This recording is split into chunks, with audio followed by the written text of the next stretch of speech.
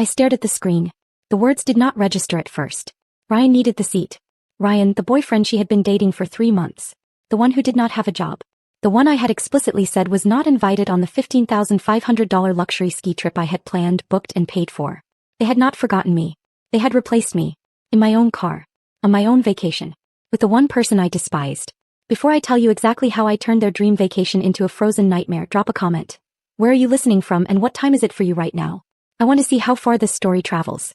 2.5 hours earlier, that kitchen had not been silent. It had been a factory line of my own making. At 4 o'clock in the morning, while the rest of the house was buried in sleep, I was standing at the counter slicing artisanal cheddar and folding prosciutto into neat rows for the road trip sandwiches.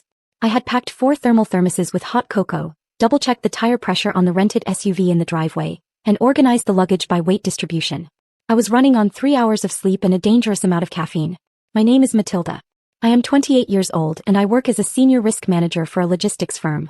My entire career is built on anticipating problems before they happen and fixing them before anyone notices they exist. I am good at it. I am so good at it that I applied the same logic to my family. I thought if I just managed everything perfectly, if I paid the bills, planned the trips and smoothed over every jagged edge of their lives, they would finally see me as essential. I thought I was being a good daughter.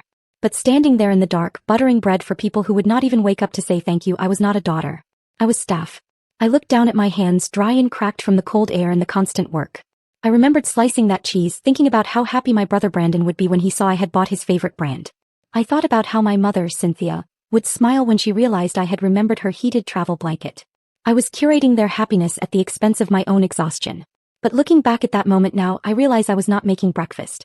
I was preparing their last meal as my family. You might ask why I did it.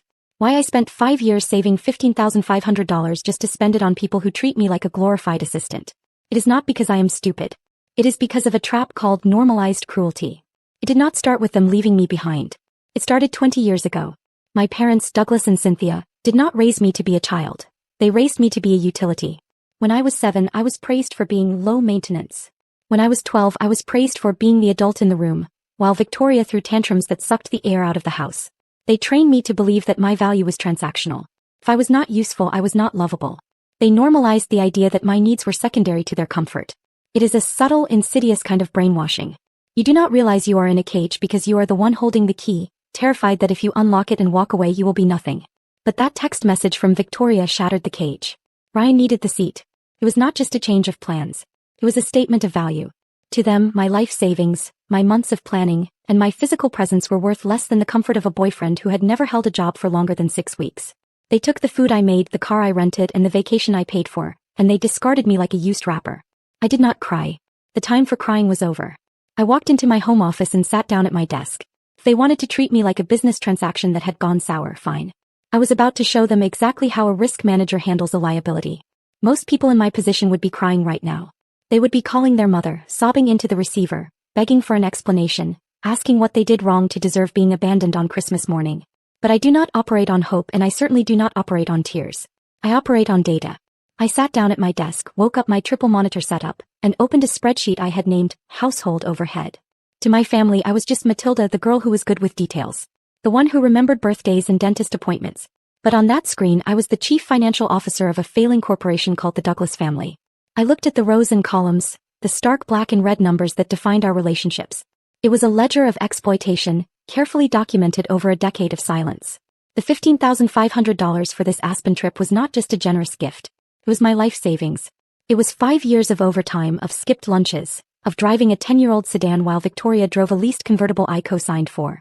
That money was supposed to be the down payment on a condo in the city, my escape plan. But 3 months ago my mother had sat me down, tears in her eyes, talking about how the family was drifting apart. She said we needed a reset. She said we needed a miracle. And like a fool, I engaged the family protocol. I liquidated my escape fund to buy them a week of luxury, thinking it would finally buy me a seat at the table. Instead, it bought a seat for Ryan. I scrolled down the spreadsheet, looking past the vacation costs. That was just the tip of the iceberg. I looked at the recurring monthly expenses. This house we were living in. My father liked to tell the neighbors it was his, that he let me live there to save money. The deed in my fireproof safe said otherwise. I bought it 3 years ago when his credit score tanked. I paid the mortgage. I paid the property taxes. I paid the insurance. I clicked on the Utilities and Services tab. The cell phone plan with unlimited 5G data that Victoria was currently using to upload selfies from the road? My name. The streaming services they would inevitably try to use tonight to watch Christmas movies in the ski lodge? My account. The high-speed internet, the car insurance for the vehicle they were currently driving, even the AAA roadside assistance membership. It was all me. They had left me behind because they thought I was optional. They thought I was just the busker who organized the itinerary. They forgot the most fundamental rule of logistics. You do not terminate the person who controls the infrastructure. I leaned back in my chair, the leather creaking in the silence of the empty house. Anger was not loud this time. It was clinical.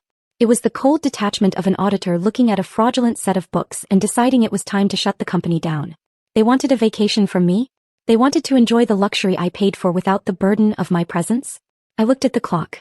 They were probably 2 hours outside of Chicago, likely stopping for breakfast, laughing about how they had pulled one over on me. They had no idea that I was not just sitting here. I was initiating a foreclosure on their entire lifestyle. I reached for my phone. It was time to balance the books. The notification popped up at 8:45 in the morning. A Facebook tag from Victoria. I swiped it open and there they were huddled together at a highway rest stop, holding Starbucks cups I bad not paid for, yet. Victoria was in the center, leaning into Ryan, beaming like she had just won the lottery. The caption read, "Finally on our way. Family moon in Aspen. No drama. No drama." The audacity was breathless. They were celebrating my absence while driving a car leased in my name to a vacation funded by my savings. I did not comment. I did not react with an angry emoji. I just switched apps to my contacts and found the number for the chalet's concierge, a man named Marcus who I had spent 2 weeks coordinating with to ensure every dietary restriction was met. He answered on the second ring. "Good morning, Ms. Matilda. We are eagerly awaiting your family's arrival." "Change of plans, Marcus," I said, my voice steady. "I need to cancel the entire reservation effective immediately." "Ms. Matilda, that is non-refundable at this late stage. The policy states." "I know the policy. But here is the situation, Marcus. The credit card on file. It is being used without authorization. I am flagging the transaction as fraudulent activity with my bank right now. If you check them in, the chargeback will hit your system before they even unpack their bags. I am trying to save you the administrative headache."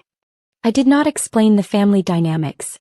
I did not tell him about the sandwiches or the betrayal. I spoke the universal language of business. Liability. "I see," Marcus said, his tone shifting instantly from hospitable to guarded. "I will cancel the booking and alert the front desk to deny entry. We cannot accept a check-in with a compromised payment method." "Thank you, Marcus. One more thing. When they arrive, please tell them the cardholder reported the theft personally." I hung up. Step 1 complete. They were now driving 6 hours toward a closed door. But I was not finished with the infrastructure. I opened my smart home app. It was a dashboard of control I usually used to make sure the house was warm for them when they returned from errands. Now it was a weapon. I tapped on the thermostat icon. The house was currently a cozy 72 degrees. I dragged my finger down the digital dial. 70, 60, 50. I stopped at 40 degrees Fahrenheit. Just enough to keep the pipes from bursting, but cold enough to make the indoors feel like a meat locker. Next, the connectivity. I accessed the router settings. I saw the list of connected devices. Dad's iPad, Mom's iPhone, Victoria's laptop. I selected block all. Then I reset the master Wi-Fi password. I typed it in slowly, savoring every keystroke. Ryan pays rent now. Finally, the smart locks. I engaged lockdown mode. This feature was designed for long vacations, disabling all user codes except the master admin, me. My father's code? Disabled. My mother's? Gone. The only way into this house now was through me or through a wall. I set the phone down on the desk. The silence in the house deepened. I heard the furnace click off, the hum of the forced air dying away. The temperature would drop slowly, degree by degree, matching the chill in my own veins. I imagined them on the highway, laughing, listening to music, completely unaware that they were currently homeless, digitally erased, and driving into a blizzard of consequences. I walked to the kitchen and poured myself a fresh cup of coffee. I wrapped my hands around the warm ceramic. It was going to get cold in here, but for the first time in my life the cold did not bother me. I was the one controlling the weather. The silence lasted for exactly 6 hours. Inside the house, the temperature had dropped to a crisp 55 degrees. I was wearing a thick wool sweater, sitting in the living room with the blinds drawn, watching the security feed on my tablet.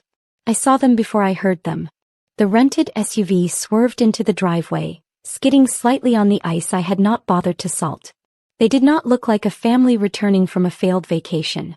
They looked like a pack of wolves that had been starved. The car doors flew open. My mother, Cynthia, stumbled out first, her face a mask of smeared makeup and disbelief.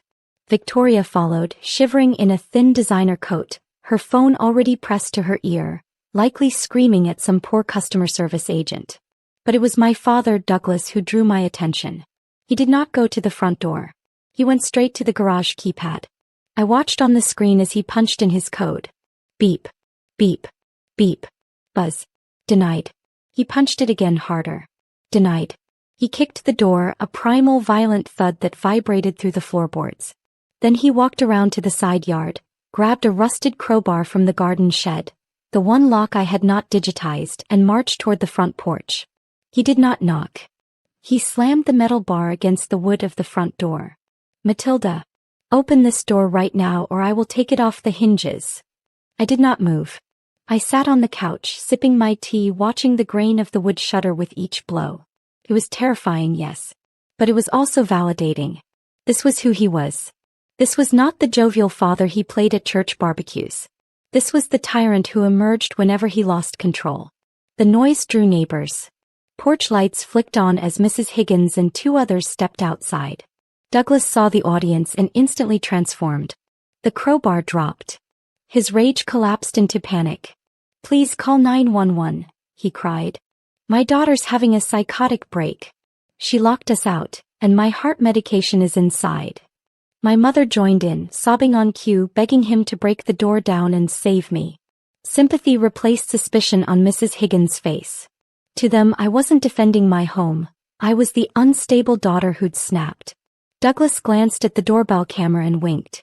He dialed the police. Not a locksmith. Wellness check. I had the deeds, but he had the narrative. If the police broke in, they'd see exactly what he wanted. A woman alone in a dark house. But Douglas forgot one thing. We weren't playing an emotional game. We were in a legal one. When the squad car arrived, he performed flawlessly, the distraught father claiming tenant rights. An officer pounded on the door, warning me I couldn't lock out a resident without a court order. He doesn't live here, I said calmly, and handed over a notarized affidavit of non-residency Douglas himself had signed months earlier to qualify for tax benefits. Under oath, he had declared he was only a guest. The officer read it, then looked at him. So either you lied to the state, or you're lying to me now. Douglas froze. Admitting residency meant fraud. Denying it meant no right to enter. The choice was made for him. He broke the lock and threatened me, I said. I want to press charges. The officer cuffed him for attempted burglary and property damage. As they led him away, my siblings watched silently from their SUV, then fled. When the lights vanished, the house fell quiet. Not empty, cleansed. I deleted the family group chat, listed their furniture for free, and let the cold air wash the house clean. Blood isn't a contract. Family is behavior. I didn't just change the locks. I reclaimed my life.